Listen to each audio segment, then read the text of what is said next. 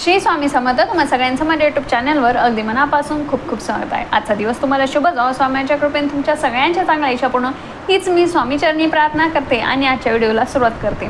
तर हे बघा 31 मार्च 2025ला या रोजी आपल्या सगळ्यांच्या आवडत्या स्वामी महाराजांचा प्रगट दिन आहे. स्वामी महाराज कर्दळी वनामध्ये एका वारुळातून या दिवशी प्रगट झाले होते असं म्हटलं जातं. हे बघा ते कुठून आले, काय आले हे कोणालाही माहीत नाही आहे आणि कोणी सांगूही शकलं नाही. पण अशी त्यांच्या भरपूर प्रगट दिनानिमित्त अशा भरपूर अशा कथा आहेत बघा. पण ते आजपर्यंत कुठून आले, काय आले, कोणत्या कुळातून आले वगैरे काहीही कोणालाही माहीत नाही आहे. असे आपले स्वामी महाराज होते. तर या दिवशी त्यांचा आपल्या लोककल्याणासाठी, आपल्या स्वामी सेवेकरांसाठी स्वामी महाराजांचा या दिवशी हा प्रगट दिन म्हणून आपण साजरा करत असतो. तर हे बघा या वर्षी 31 मार्च 2025 या दिवशी स्वामींचा प्रगट दिन हा आलेला आहे. त्यामुळेच या प्रगट दिनानिमित्त भरपूर असे सेवेकरी, काहींच्या सेवा सुरू देखील झालेल्या आहेत आणि काही जण हे सुरू करणार आहेत सेवा. हे बघा प्रगट दिनानिमित्त त्याचप्रमाणे काय काय सेवा करायला पाहिजे, काय काय नाही हे तर मी तुम्हाला डिटेलमध्ये प्रगट दिनाच्या दिवशी आपण काय काय करायला हवं यावर मी तुम्हाला डिटेल असा व्हिडिओ तर नक्कीच करणार आहे. पण आता आपण काय सेवा करायला पाहिजे ते मी तुम्हाला आज या व्हिडिओमध्ये सांगणार आहे. तर व्हिडिओ स्किप न करता बघा, म्हणजे तुमच्या मनामध्ये कुठल्याही प्रकारचा डाऊट राहणार नाही. तर हे बघा 21 मार्चपासून ते 31 मार्चपर्यंत आपल्याला ही सेवा करायची आहे. हे बघा 21 मार्च ते 31 मार्च आपण काउंट केलं तर बरोबर 11 दिवस हे होत आहेत. आणि या 11 दिवस आपल्याला स्वामींची सेवा काय करायची आहे हे मी तुम्हाला आता सांगते. तर ती सेवा नक्की करून बघा. भरपूर जणांनी ही केलेली सुद्धा आहे आणि त्यांना भरपूर जणांना हे अनुभवसुद्धा आलेले आहे. काही जणांना तर सेवा सुरू केल्या अनुभव येतात, काही जणांना नंतर येतात. पण एक सांगू का, कुठलीही सेवा आपली कधीही वाया जात नाही. त्याचं फळ आपल्याला हे मिळतं म्हणजे मिळतं. प्रत्येक सेवेचं आपल्याला फळ मिळाल्याशिवाय राहत नाही. हे बघा तुम्ही ही सेवा संकल्पयुक्त करा किंवा नका करू ही तुमची इच्छा आहे. पण मी तुम्हाला सांगेल की ही सेवा शक्यतो संकल्पयुक्त हे करू नका. कारण हे बघा काय होतं ना, आपण स्वामींना वर्षभर हे मागतच असतो आणि स्वामीसुद्धा आपल्याला भरपूर असं देत असतात. तर आपल्याला ही सेवा आपण प्रगट दिनानिमित्त करतोय ना, तर मी तुम्हाला सांगेल की ही सेवा आपण प्रगट दिनानिमित्त करतोय ना, तर काहीतरी मागण्यासाठी नका करू. तर स्वामींचा प्रगट दिन आहे तर स्वामींसाठी ही सेवा करा, एवढंच मी तुम्हाला सांगेन. हे बघा आपण मागत असतो आणि स्वामींनी सुद्धा आपल्याला भरपूर काही दिलेलं आहे. स्वामींना मागण्यासाठी ही सेवा नका करू. तर स्वामींनी आपल्याला भरपूर काही दिलेलं आहे आणि बाकीच्यांपेक्षा खूप चांगलं दिलेलं आहे. यासाठी आपण सेवा ही कृतज्ञता व्यक्त करण्यासाठी आपण ही सेवा करा. आपण स्वामींचे सेवेकरी आहोत म्हणून ही सेवा करा, एवढं मी तुम्हाला सांगेन. तर तुम्ही तरी देखील तुम्हाला संकल्पयुक्त करायचे असेल तर तरी देखील तुम्ही करू शकता, त्यामध्ये काहीही हरकत नाही. फक्त मी तुम्हाला माझं मत सांगितलं, तुम्हाला पटत असेल तर आवर्जून ही गोष्ट करून बघा. आणि हे बघा स्वामींना मागितलं नाही म्हणजे स्वामी काही देत नाही असं नसतं. हे बघा स्वामी आपल्या मनातले भाव जाणतात, आपली सेवा जाणतात आणि जे आपल्याला सुद्धा माहीत नाही आहे ते साक्षात स्वामींना माहिती आहे. त्यामुळे ते दिल्याशिवाय तर काही राहत नाही. पण आपण न मागता आणि स्वामींच्या कृतज्ञतेसाठी सेवा केली ना, स्वामींसाठी सेवा केली ना, तर स्वामीसुद्धा आपल्यासोबत हे चांगल्या प्रकारे जोडले जातात आणि ते आपल्याला इतकं देतात ना काही वेळेस की काहीही मागण्याची आपल्याला शिल्लक राहत नाही, इतकं ते देत असतात. त्यामुळे मी तुम्हाला सांगेल हा एक उपाय हा नक्की करून बघा. तर चला मग सेवा काय आहे ती बघूया.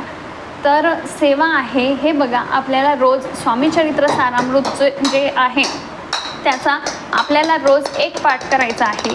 हे 21 ते 31 मार्च हे आपल्याला रोज एक पाठ असा 11 पाठ आपले होणार आहेत 11 दिवसांचे.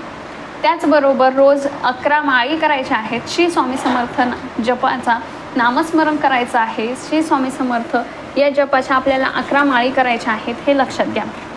हे बघा भलेही काही जण नित्यसेवेमध्ये करतात सुद्धा 3 अध्याय आणि 11 माळी हे ऑनेस्टली करत असतात, नित्य नियमाने करत असतात. पण बऱ्याच जणांना हे काही शक्य नाही आहे.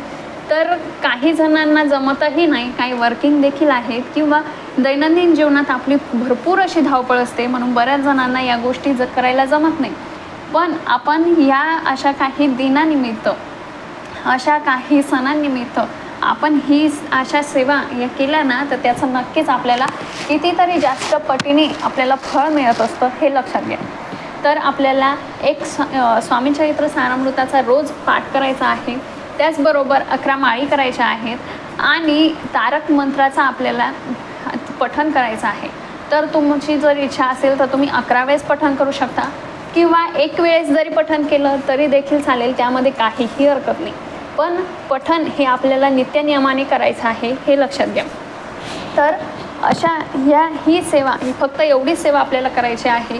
हे बघा, जे सेवा ही करत असतात, म्हणजे नित्यसेवेकरी जे आहेत, जे अधूनमधून ही सेवा करतच असतात किंवा रोज करत असतात, तर त्यांना सेवा करायला जास्त काही वेळ लागणार नाही. ते 1 ते सव्वा तासामध्ये त्यांची सेवा होऊन जाईल. पण जास्तीत जास्त या सेवेला देखील काही वेळ लागणार नाही. तुम्ही जर भलेही नवीन असाल तरी पण तुम्हाला 1.5 तासापर्यंतच्या वर या सेवेला वेळ लागणार नाही. त्यामुळे अतिशय सोपी साधी अशी सेवा आहे, म्हणून ही सेवा ही नक्की करून बघा. तुम्हाला अनुभव आल्याशिवाय नक्की राहणार नाही. तर हे बघा, त्याचबरोबर आता ही सेवा कधी करायची, तर तुम्ही सकाळ, दुपार, संध्याकाळ ही सेवा करू शकता. फक्त 12 ते 12:30चा जो काही दुपारचा वेळ आहे, जी आपली दत्त महाराजांची भिक्षेची वेळ मानली जाते, तेवढीच आपल्याला वगळून तेवढ्याच वेळेमध्ये 12 ते 12:30 याच वेळेमध्ये आपल्याला सेवा करायची नाही आहे. त्यानंतर तुम्ही दिवसभर सकाळ, दुपार, संध्याकाळ, रात्री इव्हन तुम्हाला जेव्हा वेळ मिळेल तेव्हा तुम्ही ही सेवा करू शकता, त्यामध्ये काहीही हरकत नाही. हे बघा, फक्त ही सेवा करताना घरामध्ये 11 दिवस मांसाहार हा टाळायचा आहे आपल्याला. ब्रह्मचर्य तुमची जर इच्छा असेल तर तुम्ही पाळू शकता, नाहीतर नाही, तुमचं नसेल जमत तर नाही केलं तरी देखील चालेल, त्यामध्ये काही हरकत नाही. हे बघा, मासिक धर्म विटाळ आला तर तितके दिवस आपल्याला ती सेवा ही सोडून द्यायची आहे आणि पुन्हा मग कंटिन्यू करायची आहे. त्याचबरोबर सगळ्यात महत्त्वाची गोष्ट, हे बघा, आता तुम्ही हा माझा व्हिडिओ कधी बघसाल कधी नाही काही माहीत नाही, पण आपल्याला हे बघा, काही जणांचं काय असतं ना, की आता तुम्ही समजा माझा व्हिडिओ नंतर देखील बघितला, 21 मार्चच्या नंतर देखील बघितला, तरी देखील हे बघा, तुम्हाला हा व्हिडिओ ज्या क्षणाला भेटेल, ज्या क्षणाला तुम्हाला हा व्हिडिओ तुम्ही ऐकणार आहात, ज्या क्षणाला बघणार आहात, त्या क्षणापासून तुम्ही ही सेवा सुरू करू शकता, त्यामध्ये काहीही हरकत नाही.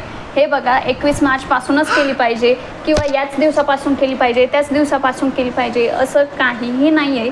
असे कुठलेही नियम अटी नाही आहे.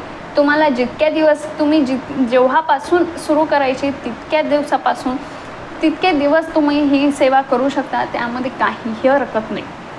त्यामुळे हे बघा, तुम्हाला हा व्हिडिओ लेट जरी मिळाला तरी पण ती सेवा करायला चुकवू नका. हे बघा, हा प्रगट दिन हा वर्षातून एकदाच येतो आणि ही सुवर्ण संधी असते. हे बघा, ही सुवर्ण अशा काही संधी असतात ज्याचं आपल्याला सोनं करून घ्यायचं असतं. त्यामुळे आपल्याला या सेवा करायला या चुकवायच्या नाही आहेत. भले तुम्ही छोटी मोठी कशीही सेवा करा, पण सेवा करायला चुकवू नका. भले तुम्ही छोटी केली सेवा तरी देखील चालेल. आपल्या सेवेतील भाव महत्त्वाचा असतो, त्यामध्ये काही हरकत नाही. हे बघा, तुम्ही किती वेळ सेवा करता याच्यापेक्षा जास्त तुम्ही कशी सेवा करता, किती मनापासून सेवा करता याला जास्त महत्त्व असतं आणि त्यानुसार स्वामी महाराज हे फळ देत असतात. त्यामुळे आपल्याला ही अतिशय छोटीशी पण अत्यंत प्रभावी अशी सेवा ही आपल्याला स्वामी महाराजांच्या प्रगट दिनानिमित्त चुकवायची नाही आहे, हे लक्षात घ्या. तर अशी छोटीशी पण अति महत्त्वाची माहिती मला तुमच्यासोबत शेअर करायची होती.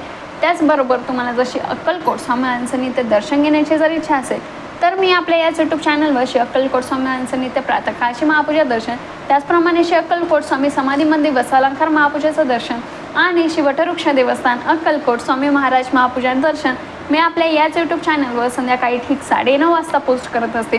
तुम्हाला जर बघण्याची इच्छा असेल तर नक्की आपल्या यूट्यूब चॅनलला संध्याकाळी ठीक 9:30 वाजता भेट द्या. त्याचबरोबर त्यानंतर लगेचच मी स्वामींचा संदेश देखील पोस्ट करत असते जो आपल्या दुःखमय अंधकारमय जीवनातून आपल्याला सुखाचा आशेचा एक किरण देत असा तो संदेश असतो। तुम्हाला जर तो देखील बघण्याची इच्छा असेल तर नक्की आपल्या यूट्यूब चॅनलला संध्याकाळी ठीक 9:30 वाजता भेट द्या।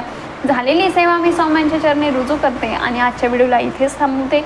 जर व्हिडिओ आवडला असेल तर लाईक शेअर आणि सबस्क्राईब करायला विसरू नका। तर चला मग भेटूया अशाच नवनवीन व्हिडिओसोबत। तोपर्यंत श्री स्वामी समर्थ।